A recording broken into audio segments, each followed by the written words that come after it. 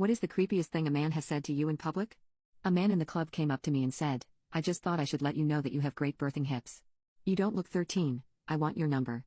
I was 11 in a street market in Italy. A vendor came up and started trying to convince me to marry his son. My dad ran up and was like, "Dude, she's 11. The guy said my son is only 26. It's perfect." I was once stalked by a man who worked in the store that was next to mine, and he had told me that he made his Skyrim character to look like me. I was in Paris at a Christmas market and a guy came up to me and told me I was very beautiful. Before I could say anything back, he said, "You know, I've been following you for a while and saw your friends walk away from you. I could kidnap you so quickly, they would never see you again." Then he laughs, and my friend, who was only like 8 feet away and heard this exchange, pulls my arm and we start fast walking away. We cut down so many alleys, popped in and out of shops, and got on different trains since it was nearly impossible to know if he was still following us. This was a guy who had found my Facebook in about half a second. I have no idea how. People I want to give it to can't find it without my help. So how does intimacy work for you? Does it hurt you? How do you do it? He'd found out I was disabled and decided this was an excellent and appropriate conversation piece. I was wearing my horseback riding clothes. He held the door for me and said, "You can ride me." When I kept walking into the store ignoring him, he screamed after me, "Hey, B-word." I said, "You could ride me." This is why we can't have nice things, people. I was in Walmart and some creepy guy came up to me and my sister and pointed at his junk in sweatpants, clearly not wearing underwear, and asked if we wanted to touch it. Now I refuse to go to Walmart. I refused to babysit my son because I was forced to play uncle. He is my biological son, but I haven't been allowed in his life or am recognized as one. This happened after a pretty messed up night of getting high off my butt with my brother and his wife. Add in substances and we were all pretty messed up. Most of the night was a blur, but basically, she and I slept together. With his permission, he was also there, but in the morning we realized how badly we all messed up and agreed it would never happen again. My brother and I became a little estranged for a while because it was too weird to be around each other. They later announced being pregnant, but I thought I was safe because she took Plan B the morning after it happened just in case. After he was born I was getting doubts though and really wanted to know for sure he wasn't mine. My brother eventually agreed to a paternity test and that said I'm the father. I've been wanting to be in my son's life but they won't let me. My family was on his side about it and told me to stop being selfish because on paper this is his child, since they're married, and if I'm around it's going to complicate their marriage even more. The whole time I tried to convince them my parents would say I'm a horrible younger brother. He felt that way too when I'd ask if I could at least come over to maybe play with him for a little bit. So about 2 months ago I gave up but kept my distance from them because it hurts too much. He's 10 months old, still haven't gotten to hold him. But now because his mother-in-law got into an accident they want me to watch him for a few days. My brother is flying with her to go see her mom because he has to help out too. They can't bring him because they're worried he might get sick if they take him to an airport. My brother says it's only 3 days, if there was anyone else who could watch him then he'd ask, but he really needs help. I told him no because he's fine with me being a sitter when it's at their convenience, but I'm not allowed to be a dad to my son? Then it might also hurt a lot more to actually spend time with him than have to give him back and not be allowed to see him anymore. We started arguing and we were yelling at each other. My brother told me to grow up and stop being petty about what happened even more right now that there's an actual emergency and they need someone's help. I do feel bad because I get it's a serious issue happening with her mom so they need to be there. At the same time, I'm still mad about what they did so I don't know if that's just being petty or not. In the end, I did change my mind about watching my son. Honestly, it was one of the most challenging days at first. It took a while to get in tune with his routine. The first couple of nights he was fussy because I was a stranger to him. Little by little we warmed up. He's gotten so big it totally blew my mind getting that chance to finally hold him. It meant everything. It was very emotional for me. Their trip ended up being longer than the 3 days they anticipated. They left on the 14th late at night and have been gone over a week. Which was great because I got to spend so many more days with my son and it was just amazing. They barely got back yesterday in the evening. Saying goodbyes was as hard as I was scared it was going to be. It tore me up. Last night I barely slept. Just how much it was hurt not to be around him. My brother and I talked this morning. To ask him again if it would ever be possible for them to let me be in my son's life as his dad. Trying to have a heart-to-heart conversation. Because I'm not trying to take him away from them but I want to be able to spend time with him. Have some sort of shared custody. Not right away obviously because he's still a baby but after spending more time establishing a relationship with him and he's older, then discuss more custody time. He was still against that so I guess that's my answer for this. My sister-in-law called me earlier to say thank you for watching him. She's sorry because she understands how badly I want to be in my son's life but my brother just doesn't want that and she has to be on his side about this. I've taken a lot of time thinking about this after my post and decided I'm going to fight for my rights as his father. I've had one consultation so far with an attorney. This one was much more helpful than the last time I tried talking to one about this. While he doesn't guarantee I'll get anything more than visitation, there's a chance I'll be able to establish paternity through the court. He wanted me to know that it's going to be an uphill battle so to be ready for that. And honestly, I am. It's a crappy situation, I just want to be in my son's life as his father and not anything less. I'm Bill Gates, co-chair of the Bill and Melinda Gates Foundation. Ask me anything. What's the biggest way an individual can contribute to the climate solution? You are a voter, a consumer, a giver and a worker. In every one of those roles you can help. Buying an electric car helps. There will be options to pay a bit extra to offset your travel emissions coming soon. I do this for all of my emissions and my family. We need support on climate from both parties in the US and in all countries. Staying hopeful is a good thing. What's your view on veganism/plant-based diets as a means to reduce climate impact? How can this be educated to people on a wider scale on how to make this choice? For people who want to go vegan, that is great, but I don't think most people will do that. There are companies making beef in new ways and people working to still use cows but reduce the methane emissions. I have backed a number of innovators in this space, including Beyond and Impossible in Memphis. I think eventually these products will be very good even though their share is small today.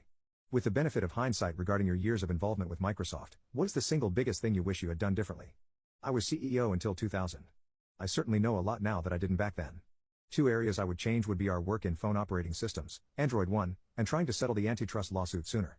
If you could be 25 again, what would you do differently? When I was 25, I didn't believe in vacations. I didn't believe in weekends.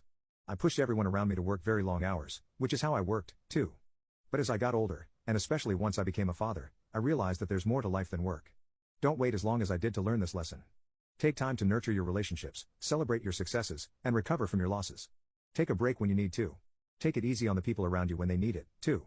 You're not a slacker if you cut yourself some slack. What are you excited about in the year ahead? First, being a grandfather. Second, being a good friend and father. Third, progress in health and climate innovation. Fourth, helping to shape AI advances in a positive way. Why are you so focused on healthcare and vaccines?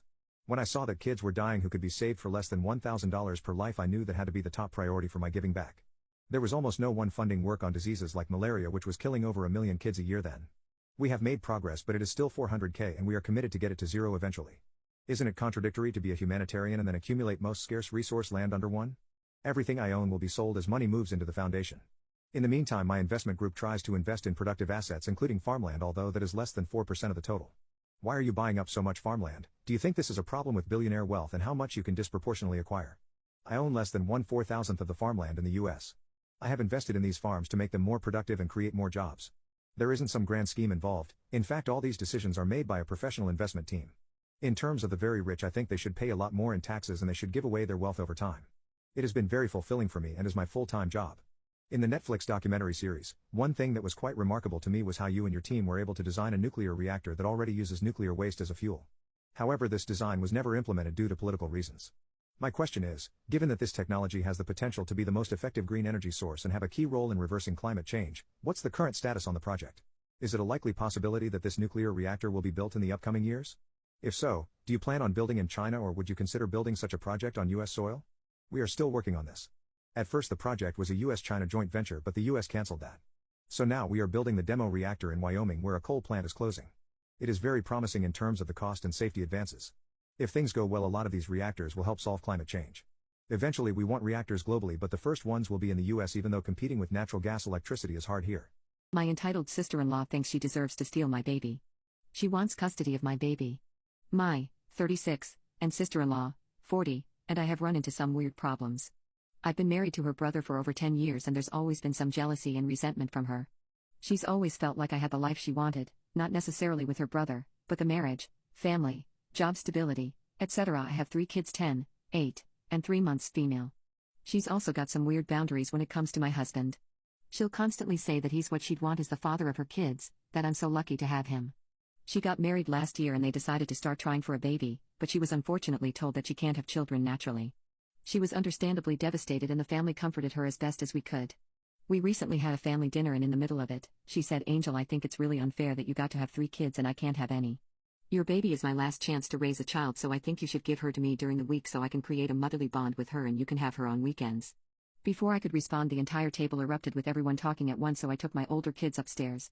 When I got back to the dining room, her husband was asking what the hell is wrong with her and why would she even think to ask that. She was trying to justify herself when I asked them to leave. I also said that she's no longer welcome at my house or around my children until she gets help. She started screaming that I didn't deserve my life or my children and that I stole her baby from her. Her husband and mother-in-law kept apologizing and dragged her out of the house, still crying and screaming. Now my kids want to know why their aunt wants to take the baby. So my sister-in-law has been admitted to a psychiatric facility. I mentioned that her husband was seeking out counseling for them to deal with the infertility. Prior to this incident. After the incident, he sought out a psychiatrist rather than a counselor and they had their first session last week. I didn't get the specifics of what happened, but basically, she made some statements that the psychiatrist felt indicated she was a danger to others, my baby and me, and she was placed under an involuntary hold. My brother-in-law has been nothing but apologetic through this entire ordeal, and he kept her away from us since the incident. My mother-in-law was staying with them to keep an eye on my sister-in-law. She tried to leave the house in the middle of the night to see her baby. Also, my brother-in-law found her researching how to induce lactation, and she said it was to make sure she could feed the baby properly when I came to my senses and gave her up. From what my brother-in-law has said, seeing me breastfeed is apparently what triggered the entire episode. It was the first time sister-in-law was around the baby for any length of time, and she was holding her when she got fussy because she was hungry. Naturally, I took her to feed her, and this made my sister-in-law feel inadequate because it triggered the thought that she would never be able to do that, which led to the events of the last post. We won't be moving as it's not feasible for us at the moment, but we have taken extra steps with security both at home and at the kids' schools/daycare. This whole thing is taking a toll on the family, but my mother-in-law, father-in-law, and brother-in-law are taking care of my sister-in-law, and my husband and I are focused on ensuring the safety of our immediate family and minimizing the effect on the kids as much as we can. What are girl secrets the boys don't know about? Sometimes we stand up, and things just gush out of us. We always think it's our period. Like when you drain the bath water and then you stand up and then your lady drains the rest of the bath water. In pants, hard bulge pics are better than an actual picture of your pee-pee. When you hold your breasts when you walk up the stairs so they don't jiggle because that's uncomfortable. Under boob sweat is a thing. How slowly we have to pull out a dry tampon in order not to rip our vagina tissue out. After you go to the toilet, and you have discharge in your knickers, pulling your knickers back up again is the most horrific feeling. It gets cold very quick whilst you pee. Cold, wet and slimy discharge knickers suck. Imagine that all day long. We get so turned on that our CLT actually hurts sometimes. Women who like dresses want pockets in the dresses, and I don't mean near my honker, I mean on the actual skirt part. I love my one dress with pockets. The feeling of having fart bubble popping forwards and squeezing your thighs to pop it. We are almost always at least a little wet. It's not that you're hot, our bodies just need to be to function. When we say don't stop during sex, it means don't stop doing what you are doing, don't go harder, don't go faster, just don't stop doing it exactly as you are right now. It seems that when this is said, the guy speeds up or starts effing up the rhythm. Some girls like squeezing their boobs. Longer is not better, we're only about 4 inches deep, so wishing you had a huge 12 inches cock to shove inside of her won't be pleasurable, it'll be very painful. You'll be ramming her in the cervix, and that doesn't tickle. Girth is more desirable, and if you don't have a lot going for you in the pants, plenty can still be done with the tongue and fingers. For a lot of women, penetration isn't the climax. Also, if she's wet, and I mean like effing Niagara Falls, it's basically dripping down her legs, you could probably get a baseball bat in there with that much lubrication. It's possible she won't feel you at first until you F a little out of her, so that is it in? Isn't always BC, you're just small. The liquid barrier is real. Sometimes if you fart, it doesn't escape through the fabric. Instead it rolls all the way from the back to the front with a noticeable little pop. It's never a good feeling. We have so many hair-related issues. Plucking dark random nipple hairs, trying to line up when we shave our areas too, when we hook up to avoid guys from seeing razor burn or ingrown hairs. Before getting out of the shower, we have to pick out hair from our butt crack that fell out from washing our hair, pubes growing and sticking out of our undies, pubes getting stuck in pads or liners. There are some guy secrets we keep from the girls. When our nuts feel itchy, we grab the spot, twist and pinch. We put out nuts on the table corner when it's at our height because it just feels good to rest our stuff there. Removing our balls from our thighs on a hot day is the best feeling. Imagine taking tape off your leg and how satisfying that is. That's what it feels like. We come in the sink sometimes because it's easy to just rinse away the stuff. We hide out boners around our underwear waistband, and it's risky because the head of our PP is out, so if our shirt is lifed, then we are done for, but the waistband provides a pull so that it's not sticking out or obvious. After we come we feel terrible, and we get the most clarity one can possibly achieve about life, and most of the time regret doing it. We usually shower after we jerk off because we want to wash off the smell, and it's a good feeling to clean up after you have done the dirty deed. We do smash or pass all the time when there are girls walking in the streets or mall near us, sometimes to receive a Smash of the Day award which goes to the hottest girl we see. We hate the testing phase. We get that you have had bad boyfriends, but come on. We don't think about intimacy when we really like a girl. Usually you can tell how a guy feels about you after you guys have sex. If he stays, then he likes you. Sometimes our penis hits the toilet bowl. When we see another man, we immediately ask who's stronger and who would win in a fight. We wish you would make the first move, or at least be more obvious about your hints. We pretend like we don't like when your privates aren't shaved, but deep down we kind of like it. There are some unethical life hacks. Give fake money to homeless people. They will thank you for it, but also when they get arrested and taken to jail, it'll reduce the number of homeless people in your area. If you're stuck on an annoying call, put your phone on airplane mode instead of just hanging up. The other person will see call failed instead of call ended. Save business cards of people you don't like. If you ever hit a parked car accidentally, just write sorry on the back and leave it on the windshield. Buy the cheapest tickets available for a sporting event. Once inside, check Ticketmaster and StubHub for better seats that didn't sell and go sit there. Look up your building's washer/dryer model on eBay and order a key for it. I haven't paid for laundry in years and it cost me $8. Sleep like a baby knowing you're not paying for on-site laundry. If the person sitting in front of you on a flight reclines their seat all the way back and leaves you with no room, turn on the air con above you to full blast and point it at the top of their head. In your last year of college, lose your student ID and get a new one. The exp date will reset and you can get another 4 years of discounts. If you're initiating a divorce, secretly arrange consultations with all the best divorce attorneys in your area before choosing one and filing. Once they have met with you, even briefly, they are considered biased and will have to recuse themselves from representing your spouse. If you need to lie about something, include an embarrassing unnecessary detail. After all, why would you intentionally lie to make yourself look bad? If a relative keeps asking you about having kids, lie that the wife is pregnant. A few months later, tell them there was a miscarriage so they'll feel uncomfortable bringing up the subject again. If you have a significant unexplained employment gap that is hurting your resume, claim that you were providing full-time end-of-life care for a grandparent or other older relative. If you decide to adopt kids, tell them that if anyone makes fun of them for being adopted, they should say at least I was wanted. You were probably a mistake and your parents didn't have the heart to tell you. Make your edibles in the shape of dog treats and take them anywhere you want. If a drug dog finds them, his handler will just think he's being a silly boy. If you plan on going to prison, learn to cut hair. Barbers are greatly appreciated by other inmates and you'll likely be spared when it comes to prison violence. When I don't want to get caught plagiarizing off of Wikipedia, I translate the article to French then Hindi then back to English and chip off grammatical errors and get praised for my hard work. If you're driving next to a cop with drugs in your car and are trying to act normal, pick your nose. Your body language shows you aren't concerned with anyone around you. The last thing you'd ever do if you were paranoid about a cop next to you is pick your nose. Having an affair? Change your lover's contact name in your phone to scam likely, so your primary partner won't question why you're getting so many calls. When you give someone a gift card as a gift, write down the card number and code. Then after a year or two, check the balance and if they hadn't used it yet, just use it yourself. They obviously won't know or care. Learn how to read Braille and create a cheat/answer sheet for a test and put it in your hoodie pocket. You can feel the answers with your fingers without looking away from your test. If you ever get caught sleeping at your desk at work, then say they told me at the blood bank that this would happen when asked for a reason. If you glue a dead wasp to the palm of your hand, you can hit your boss on the back of the head as hard as you like and act like you saved him. If you come across a dating profile begging for money, send them a request for the same amount instead of a gift.